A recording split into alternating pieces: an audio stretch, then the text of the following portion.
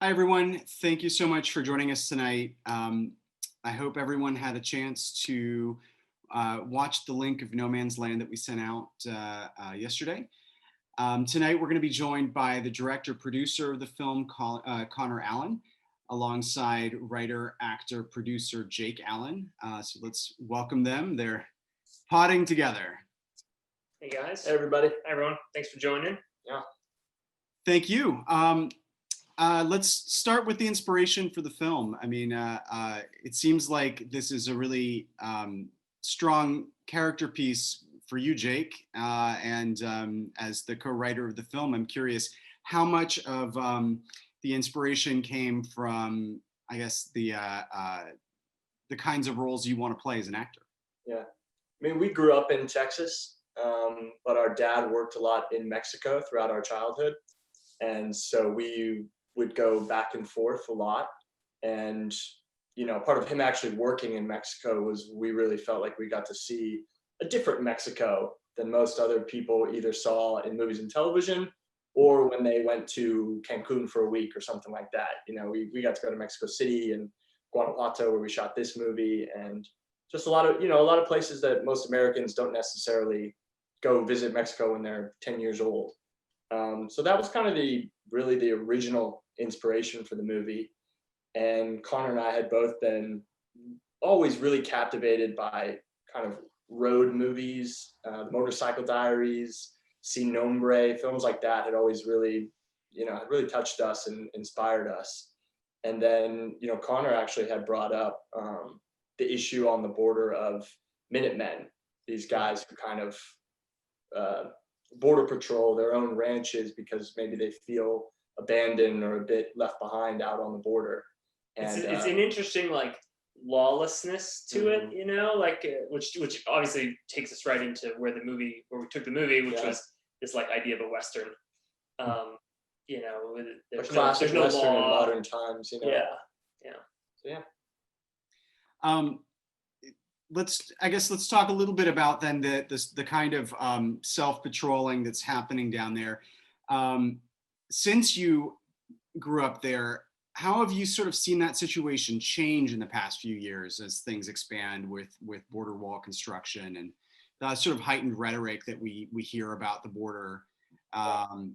Is it different than when you were growing up? Yeah, God, it's good. We grew up in a time when there were lots of Texans who were the kind of people who are proud to not have a passport, America kind of people. But now it's become a thing where that's not enough. You have to be against someone else to be for your own country. And I don't know that I don't stick with that. This movie's it's about seeing everyone. And not simplifying into the other. I think we were definitely also super surprised by just all the different types of people on the border. In our original conception of this movie, I think even we had certain stereotypes of Texans on the border, and they must hate all immigrants. That was one of my first instincts about what these border ranchers must be like. And we quickly found, through research and trying to talk to these people and sending weird Facebook messages to people that actually live on no man's land, that a lot of them leave food and water at the river for these people. And that was something that just originally, me as a Texan, I misjudged Texans, Yeah. There's certainly militarized, Minutemen people, and that's really more of an Arizona thing. But there's certainly militarized Minutemen people patrolling the borders. But most of the people who really live on the border are actually pretty sort of sympathetic to both sides because they rub shoulders with both sides. They cross the border, in some cases they cross the border every day. Yeah. I find that a lot of the people who are hyper polarized against immigration don't live near it, and that's when that idea of the other really comes in, because you're not seeing them. You don't have to talk to them, at the grocery store or whatever, and then it can be this evil other thing that if you actually sit down and meet a Mexican person, you're going to see that they're just like you. Yeah. I bet the process of researching this with people that live at the border must have been really interesting and impactful. Can you share some stories about sort of how you met some of these the people that you spoke to about, their relationship to living at the border, and I mean, it's obviously the acts of kindness that are happening had a great impact. But what else did you come across? Yeah, really some of my best research was on YouTube. Honestly, the rabbit holes and the amazing things that you can find nowadays. I definitely, any students out there, I think at first I had some, well, I shouldn't be doing my research on YouTube. That's not, I'm an auteur. I don't do that, but amazing because mostly you're finding people talking, the real people, the real deal.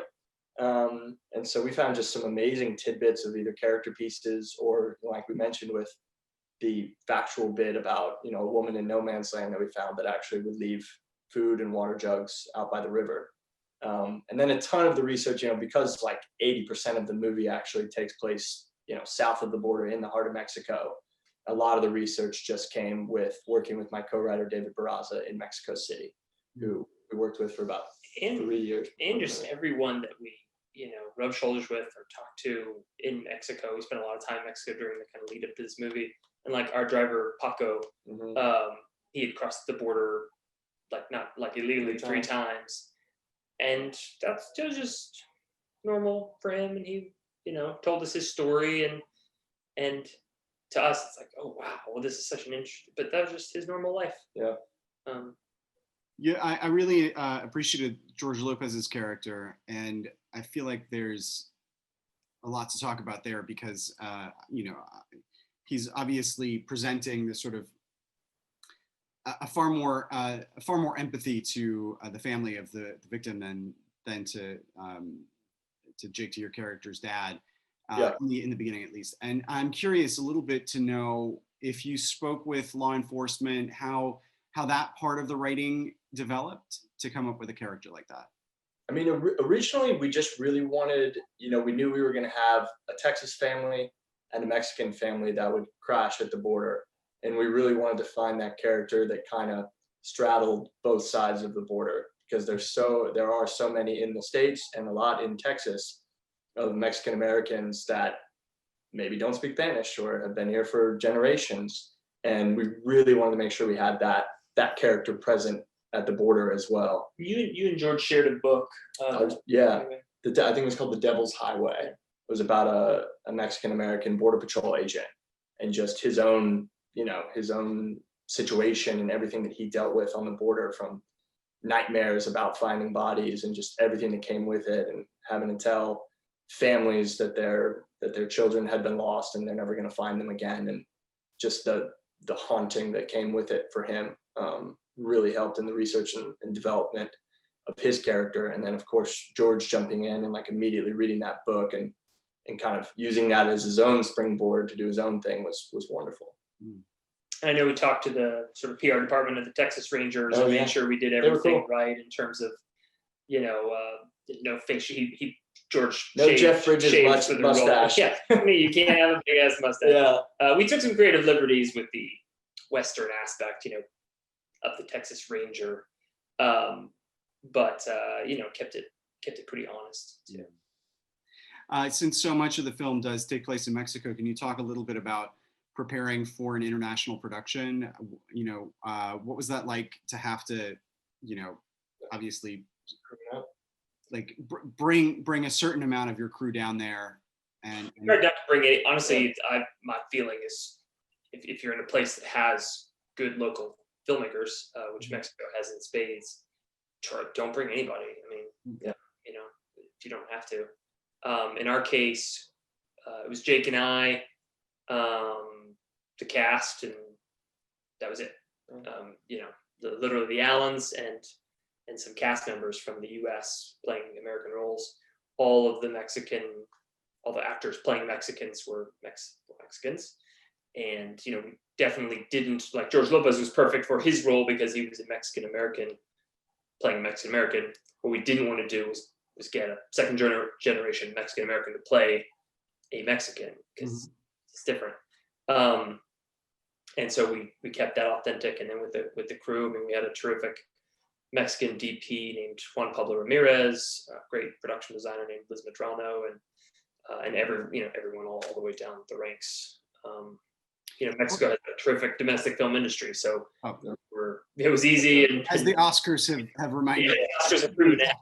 So it definitely was a learning experience just because it was foreign to us. It's a lot easier to talk about, casting Bill and Monica Greer because we know so many, we grew up watching mostly American television, and, you can quickly make a list in your head of great 50-year-old actors from the States to play a ranch father. But, we'd seen some Mexican movies, but I'm not like we really had to do our homework, on Mexican cinema domestically. What was the casting process like for the Mexican actors? We had a U.S. casting director that cast a couple of U.S. roles, and then we had a Mexican casting director named Mercedes, who really helped introduce us to the best talent. And I do think a lot of people were interested in it because they want to do crossover projects too that get them an opportunity at Hollywood.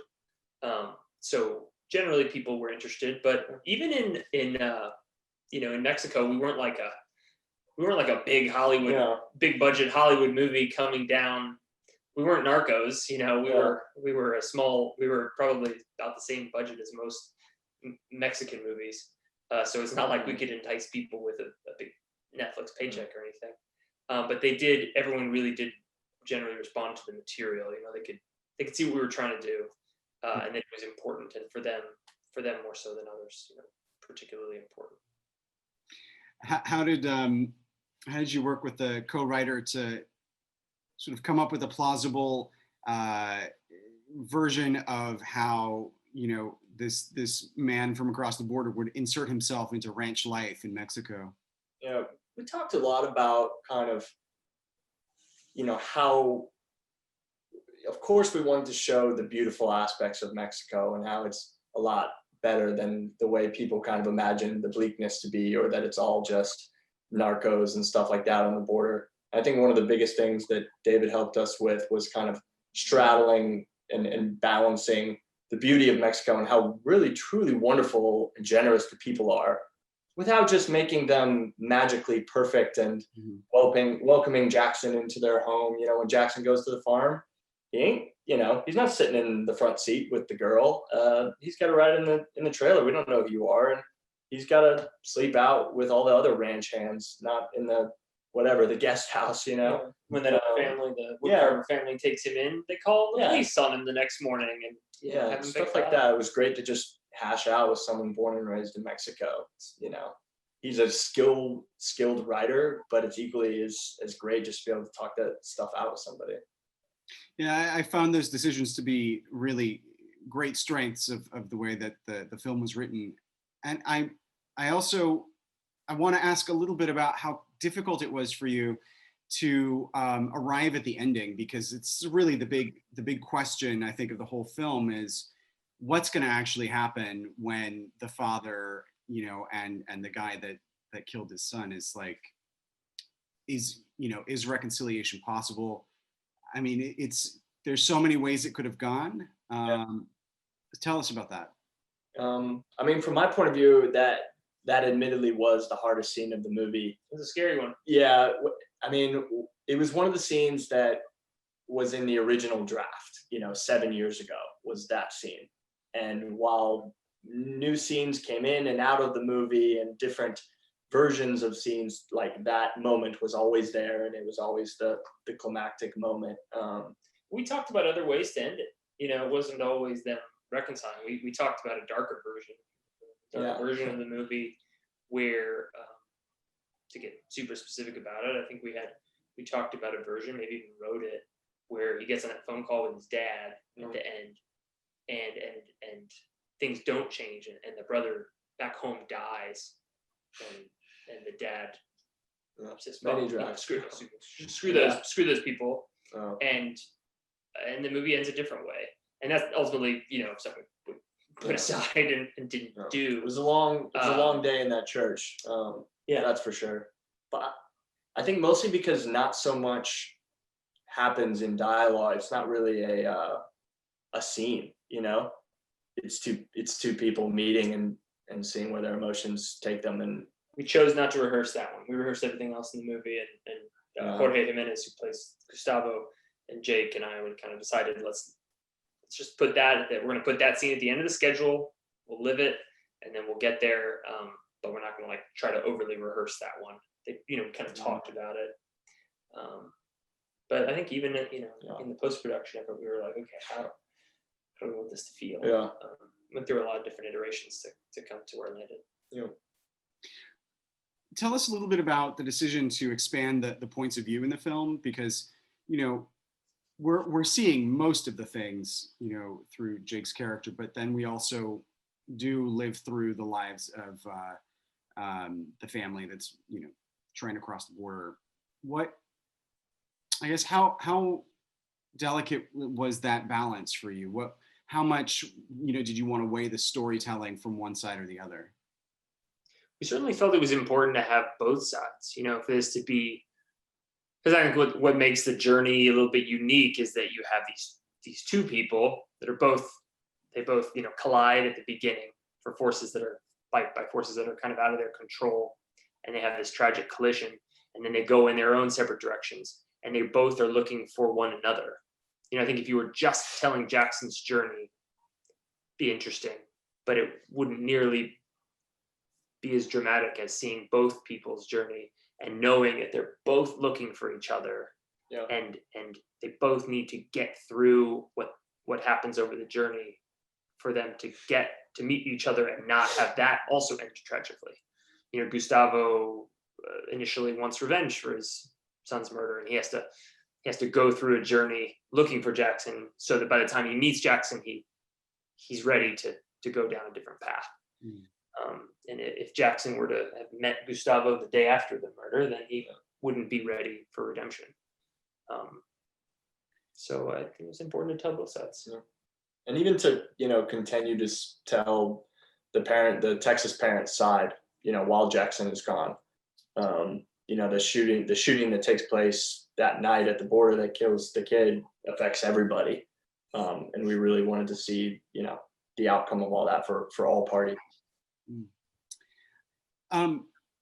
Tell us a little bit about whether there was the same kind of research you were able to do in terms of how this would have played out, say, like with the authorities in Mexico. Because that's a really interesting component to the film. When Lopez is down there and sort of has to kind of deal with he doesn't have jurisdiction. Yeah, there was a lot more that we could have done. In fact, I think in other versions we kind of went into the rabbit holes of some of the bureaucracy and JOIC and stuff like that. And we ultimately decided to just lean into this sort of modern Western, a bit magical tone that we ended it with, which was to kind of avoid the bureaucracy, avoid the politics of it, and just sort of live on the frontier a little bit, so to speak. Now we obviously have Mexican police in the movie, and they play an important part, but we kind of avoided the shoe leather of some of that, and just sort of sped past it.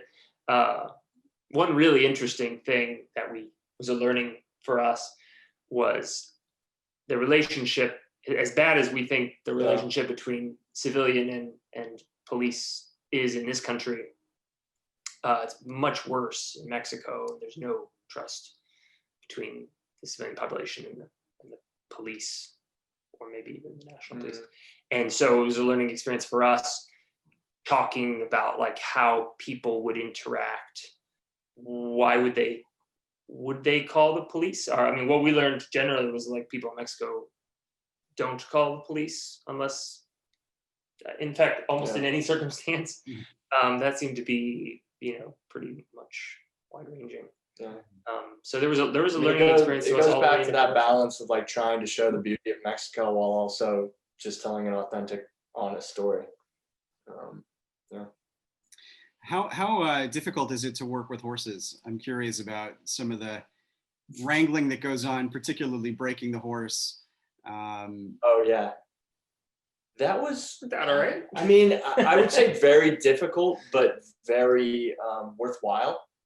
And I think once you kind of give into the horse, if you will, and let them to ultimately realize that like you got to let them do their thing, and you just got to be malleable around them. I think it makes everything easier on us. The bull was harder. Yeah, the bull was the hardest thing. It's got horns. Because he didn't like what we were doing. He didn't agree with the script. Yeah. But yeah, the horses I thought were both the kind of two main horses in the movie. I thought did a great job. We had a lot of Jake had a lot of prep time with the Charros, who are Mexican cowboys, and his horse Tapatio. Yeah. And so you guys had you were very the guy when Jackson started. breaks the wild horse at the Mexican farm, if you see when he saddles the horse with all the Mexican ranchers, I mean, those are all the Charros that helped me get ready for the movie and, helped us with all the wrangling of cows and bulls and all that. So it was really exciting. We had the real, we had, generally speaking, we had some film animal people, but mostly they were just like real cowboys. And we just describe what we were trying to get and try to be creative in how to get it. That horse that Jake breaks in the middle of the movie, Cero, he's a real deal hybrid stallion. I mean, when he came out of the trailer, we didn't even get this part on film because we couldn't get rolling fast enough. But he came out of the trailer just like I thought he was going to murder somebody, kicking and just totally out of control, and just a real thoroughbred, unbroken horse. It's like, oh, this is going to be really challenging. Have fun with this. Yeah. And it's also just huge. I mean, and a huge horse, and he kind of wore himself out pretty quick. And then to get some of the scenes we needed with him sort of fighting Jake, the Charros would walk a mare back and forth, just on the other side of the gate, and he would see the female horse and get excited and freak out and start showing off. And we just tried to use creative methods that don't involve any animal cruelty to get what we were looking for in the scene. What was the trick to working with the bull? Don't get the horn. don't get. The bull. The funny thing with the bull, so he's got his fake barbed wire around his leg, which someone bravely put on there, and then they tied some wire around one of his horns and then staked it with a hammer into the ground, and in some sort of misguided attempt to try to control the bull if he freaked out. And then on the first take, as soon as you reach for the thing, the bull just rears back and immediately pulls the stake out of the ground. It did absolutely nothing. There's definitely some real reactions to some of the the fidgets that he had. We had the Charros were like just off camera, but I don't know what if we'd have had them, I don't know what we would have done. So we were all in it together. Yeah. Luckily, everybody just pretended like I was super safe, and survived. Yeah. I'm getting a question here asking if you are bilingual and or how much of your crew was. Hablo español poquito.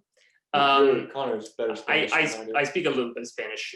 It's decent. By the end of the movie, our Spanish was pretty awesome. Was pretty decent. Every time I go, I did a movie in Colombia too, and I took a bunch of lessons beforehand to try to bone up on my Spanish. And then I get there, excited, using my Spanish. But then I get to the point where I actually need to say something important and be understood. And I'm like, okay, we can all agree that you guys all speak better English than I speak Spanish, so we're gonna go back now.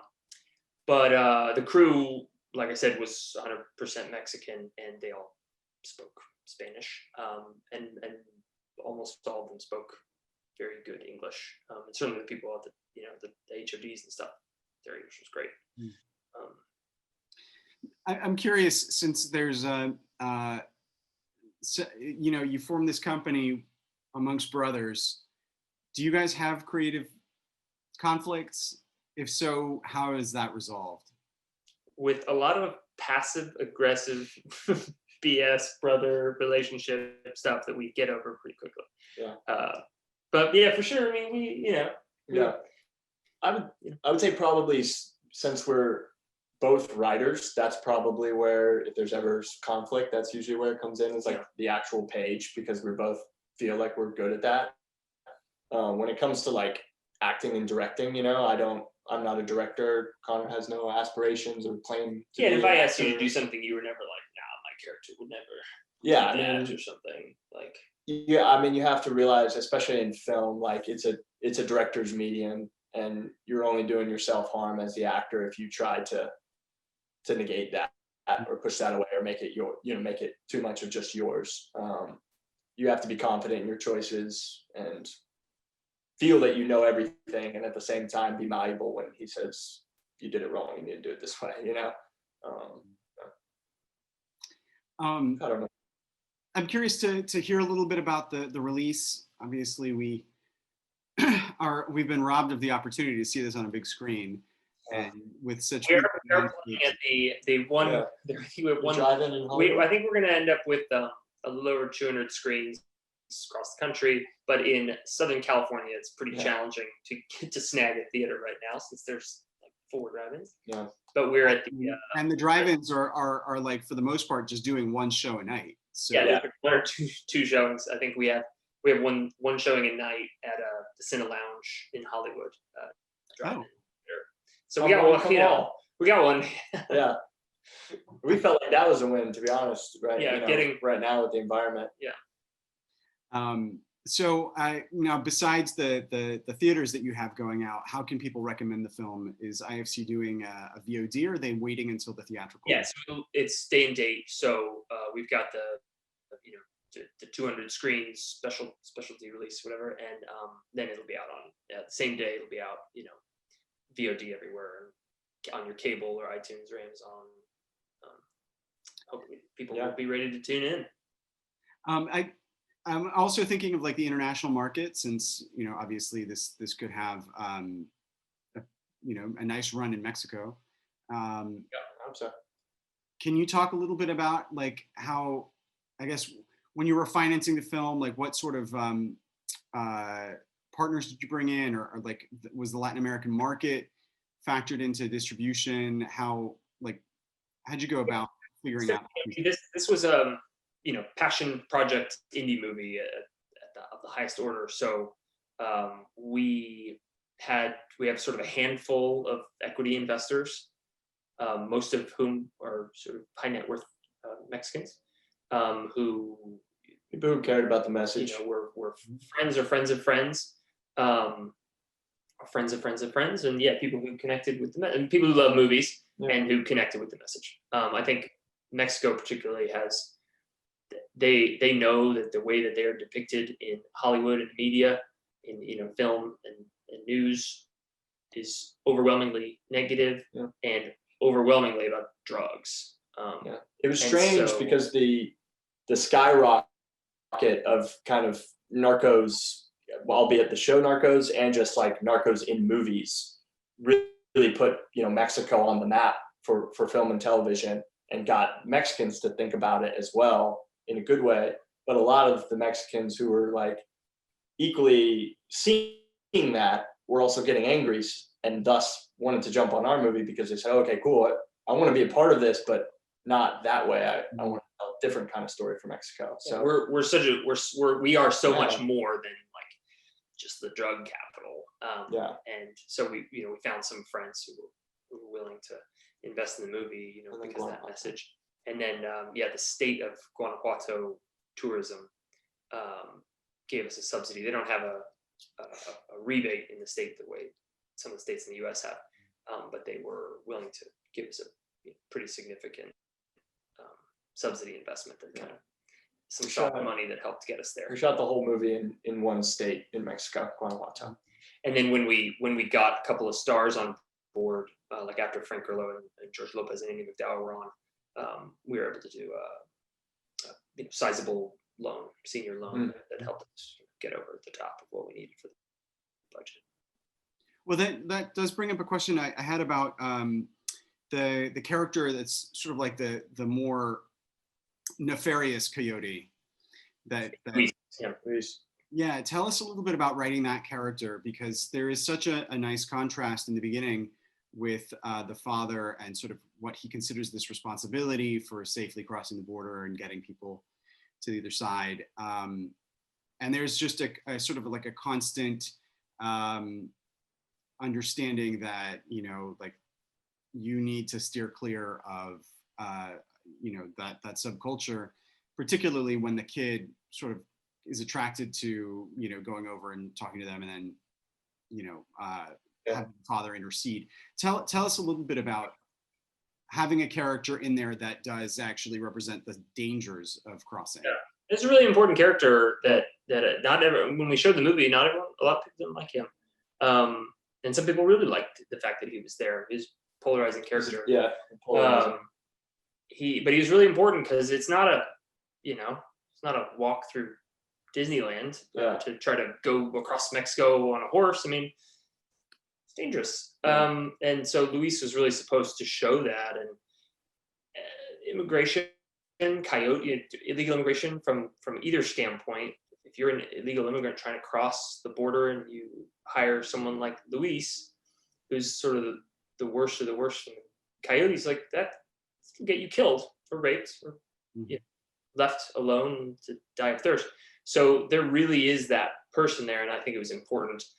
You know, Gustavo is sort of more, he's a coyote too. He illegally does that, but he's not a bad person the way Luis is. But I think it was important to show the truth, which is that there are a lot of bad people doing that, but also make sure we did want this to be a movie with no just evil people. You know, everyone has a shade to them, and even Luis, you know, we tried, even though he's the closest thing we have to a bad guy. Yeah.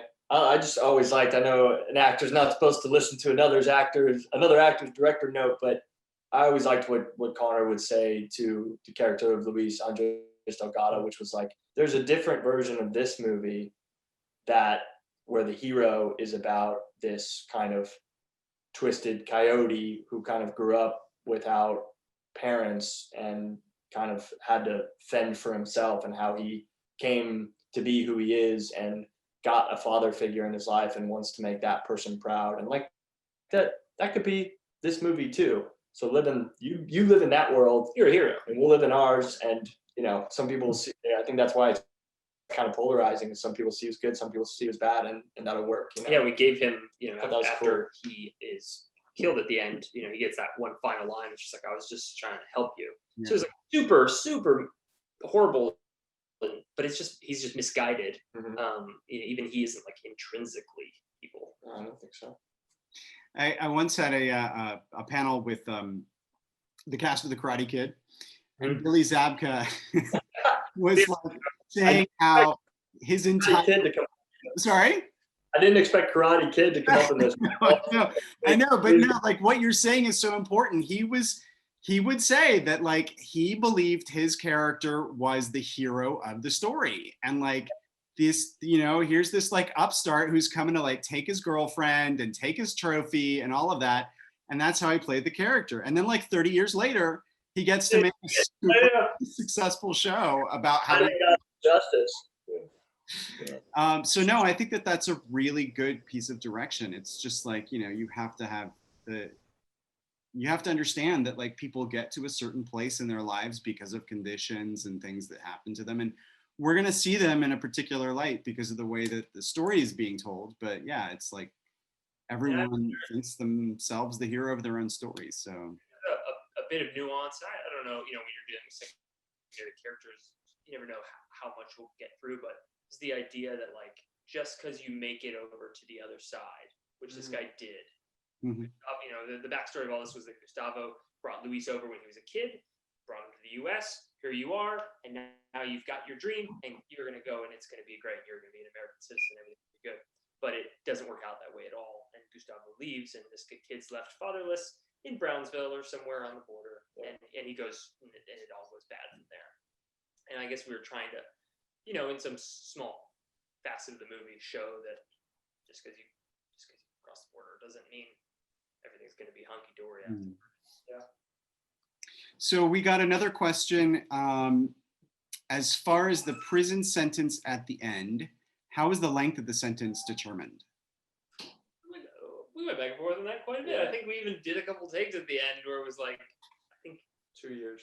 I think we ended up at 2 years. That's what we ended up in the script. And I think we had a version that was shorter, and then we had a longer one. And you know, that's one of those things it's super arbitrary, the number, but it gets reactions. I don't know, maybe it was 2 years, but I just certainly remember Amy McDowell saying, you know, 6 months. That's not nearly enough. I don't appreciate that. And you know, and she wanted more. And you know, someone else was like, well, this is Texas. We got to be authentic to Texas. He was on his land. You know, you can't just go around waving a knife, you know, in someone's backyard. This is Texas. He's lucky to get a prison sentence at all. So, you know, you try to find a number that's going to be accurate and authentic and please people and, you know, fair. It's arbitrary. Yeah. Does anyone else out there watching want to ask a question? Do you have anything else that I can either read it out loud or I can bring you over as a panelist? And I should ask you, besides, I mean, we talked about the ending and the sort of difficulties with writing that, but were there other parts of the story that were particularly challenging to like to conceive of or to actually write once you'd figured out its sort of importance to the structure of the story? I think I would say one thing, you know, that Conor was really excited about in the movie and that I hadn't really thought about while writing it originally, but then once Conor had kind of brought it up, I really wanted to run with, which was the kind of, this movie was even though it's a very timely movie, it's also portrayed somewhat timeless in terms of like the technology and stuff, and kind of feels like could be 1998 or something like that at some points in the movie. And so there were times when, you know, we didn't want technology to get in the way of like story and stuff, but there were times when, you know, I really wanted at least 1 or 2 phone calls back home, you know, when this kid's lost, and at the end of the day he's just like a scared kid that went on the run and it all got away from him, you know.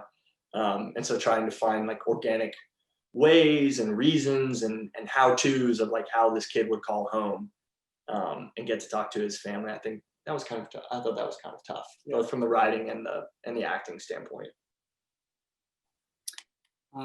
Okay, let's see. We've got another question here. Were there any thoughts to have Jackson go back to Mexico after his sentence? Yeah, it's funny about endings is there's always, you can always do more or less, you know. Like go back to Mexico to serve out his prison sentence? No, I think like maybe a sort of like in the future. Yeah, or to go meet that girl, or you know, I'm just thinking things we talked about at various points.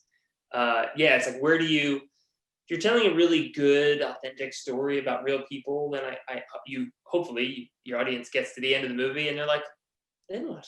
Did he survive prison? Does he go back and meet that girl? Does he ever see Gustavo again? Does he, you know, open up, you know, a foundation in Mexico? You know, you know, I always really liked the line. I love the way that Jorge delivered it, which was, you know, after the final scene in the church, and I say thank you, he just says go home.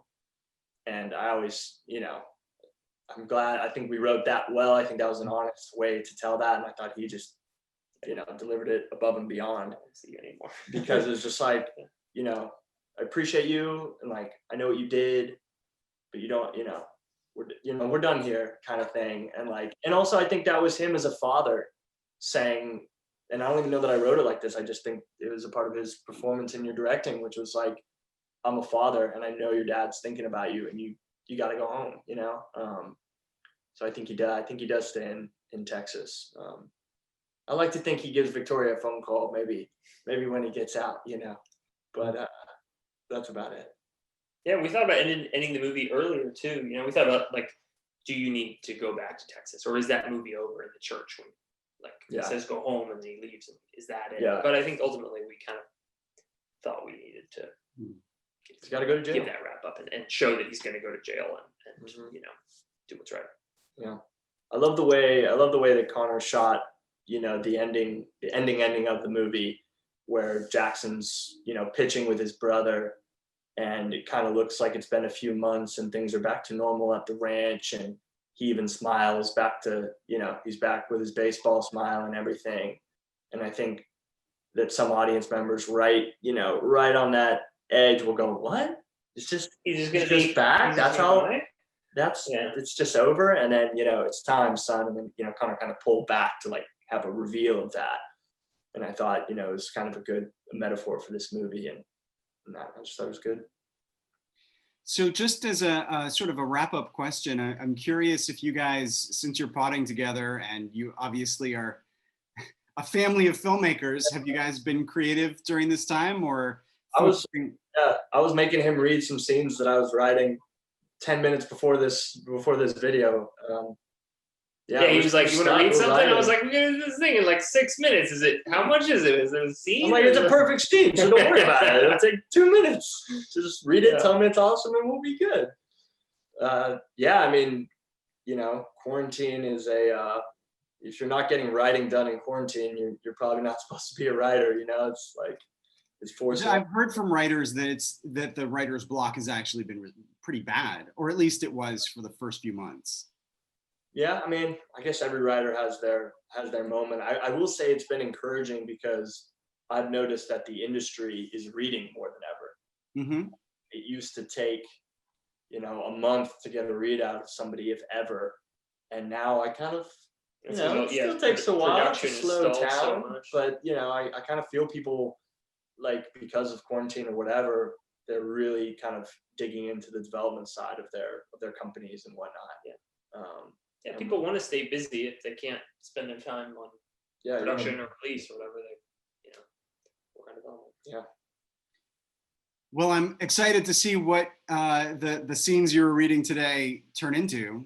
So when that movie gets made, make sure that you guys get back in touch. Yes, please, for sure. So the film is actually coming out on VOD on the 22nd? Yeah, comes out next Friday.